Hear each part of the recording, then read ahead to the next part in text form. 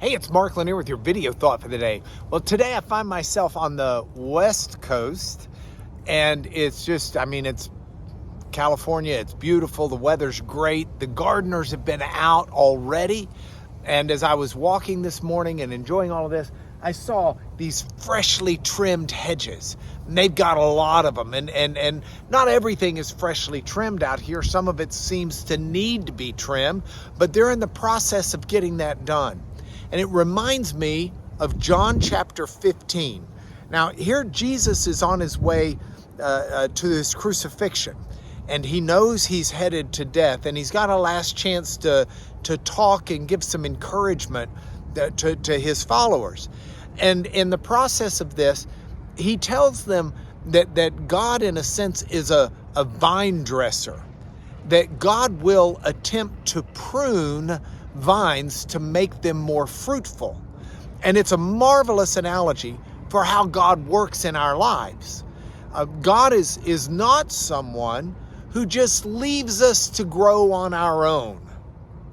Rather, God takes those he loves and he sculpts and shapes them. He will actually make us more fruitful by doing this. You know, I have some grapevines, and they're hard to grow in Houston because the humidity and moisture makes grape mold come in pretty easily. But grapevines are something that at a certain time of the year you must trim back if you want them to be as productive as possible. You truly have to come in and snip off a bunch of the vines. In Houston, we do it February 14th seems to be the key date. It's the same date for trimming roses. Easy to remember because it's Valentine's Day. But you cut back from last year's growth because in Houston on February 14th, the odds of a hard freeze coming are gone. And so you cut back. But when you cut back, what you're doing is the root system that supplies that vine will force the grapes to grow on new growth, which will be close to the trunk, and it makes for a much better, much fuller, much more fruitful grape. That's the analogy that Jesus uses with us. God doesn't leave us on our own, but he comes and he snips. Now that's got me looking at some of these shaped bushes and the way these have been trimmed. And if you'll look at them with me, you could leave that bush all alone for a year or two and come in and whack it to death. And it's going to look pretty shabby for quite a while because that's a brutal process. It's much better if you come in periodically and do your pruning on a periodic basis. And that's an important concept for us because when we understand a periodic pruning is easier on the plant, easier on us than the wholesale cut, it kind of puts me in a different frame of mind. So now let's put these two things together, the idea of God pruning us and the idea of regular pruning, and see where it leaves us today.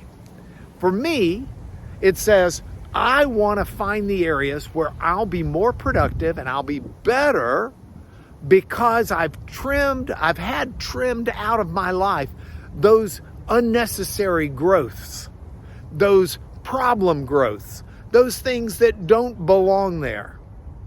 And I think it's more effective if this is something that I can find a way to do with God's help on a regular basis. So today, with prayer and reflection, I'm asking myself, just a small area, but what can I do to improve myself before God today, or to let him improve me? Where would he like me to be trimmed? It might be being more thankful to him. It might be looking for someone you can be extra kind to today. It might be any number of different things, but ask yourself, where can I make a little bit of trim? Man, it might be just eating a little bit healthier for one meal. But there are things we can do to be trimming our bushes so that we take on the true fruitfulness that God intends for us in this life. And that's my gardening thought today. I'll see you again tomorrow, but that's your video thought for the day.